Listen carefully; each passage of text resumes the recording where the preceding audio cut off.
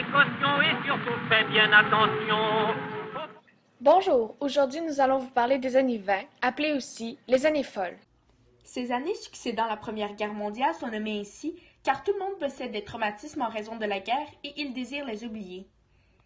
Ils vont alors commencer à profiter de la vie, c'est le début de la surconsommation.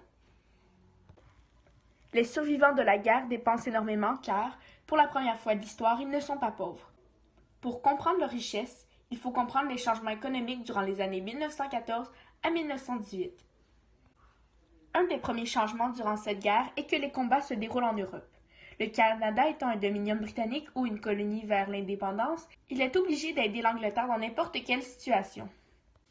C'est ainsi que le Canada commença à fournir en armes, en soldats et en provisions alimentaires sa métropole, l'Angleterre. Les usines fonctionnent à plein régime. Le fédéral a comme objectif d'aider l'Angleterre à gagner la guerre. Le gouvernement oblige les employeurs à augmenter les salaires des ouvriers, mais ils perdent alors leur droit de grève pour continuer la production. Étant donné que les hommes partaient pour aller se battre en Europe, les femmes les ont remplacés dans les usines, ce qui a aussi amené un revenu temporaire supplémentaire. Lorsque le traité de paix fut signé, les survivants retournèrent au Canada. À ce moment, le Canada est riche en raison de l'industrialisation subite, et le peuple a envie de passer à autre chose, ce qui nous emmène enfin aux années folles. Premièrement, il y a une forte demande provenant des États-Unis au niveau forestier et du blé, ce qui entraîne encore plus d'emplois. Avec cette source de revenus grandissante, l'économie se porte encore mieux. Deuxièmement, un autre changement est que la voiture est maintenant accessible au peuple. Ceci entraîne une envie de visiter la Gaspésie et le Saguenay-Lac-Saint-Jean, donc de voyager. Suite à ce nouveau loisir, le gouvernement construit des infrastructures routières comme des routes, des stations-service, etc. On remarque alors l'apparition d'une nouvelle source d'économie, le tourisme. Troisièmement, un autre point important des années folles est l'envie de divertissement. La radio est inventée ainsi que le théâtre et le cinéma sont de plus en plus popularisés. Une autre source de divertissement est le sport. En effet, le Canadien de Montréal gagne 2 coupes Stanley dans l'espace de 6 ans, ce qui augmente la frénésie de ce sport. Quatrièmement, un point de grande importance est l'alcool. En effet, à cette époque, il y avait la prohibition de l'alcool dans toute l'Amérique du Nord. Comme dit le site de la SAC, le gouvernement du Québec choisit une solution originale, la tempérance plutôt que l'abstinence. Contrairement au reste de l'Amérique du Nord, il adopte la loi sur les boissons alcoolisées et crée la Commission des liqueurs du Québec. De nos jours, on dirait plutôt la police de l'alcool. Donc, la province du Québec étant la seule du continent nord-américain où la consommation de l'alcool est permise. Étant donné que la vente de ce liqueur était tabou, on vendait le tout dans des bouteilles opaques afin de ne pas tenter les consommateurs.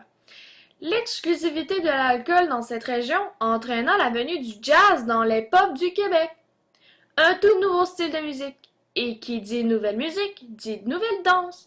Le Charleston et le shimmy voient le jour, ce qui influence les pensées populaires. On voit alors apparaître des robes plus courtes pour danser, et le début d'une nouvelle mode, mais aussi d'un mouvement féministe. Cinquièmement, les révolutions féministes.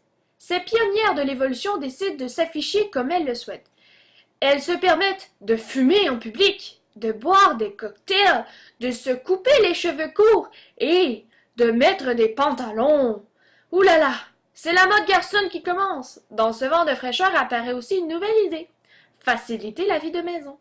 L'invention des électroménagers, avec l'accessibilité croissante de l'électricité en milieu urbain, les électroménagers se répandent comme une traînée de poudre, facilite la vie des habitants et devient un nouveau marché industriel. C'est ce qui va conclure notre podcast sur les années folles.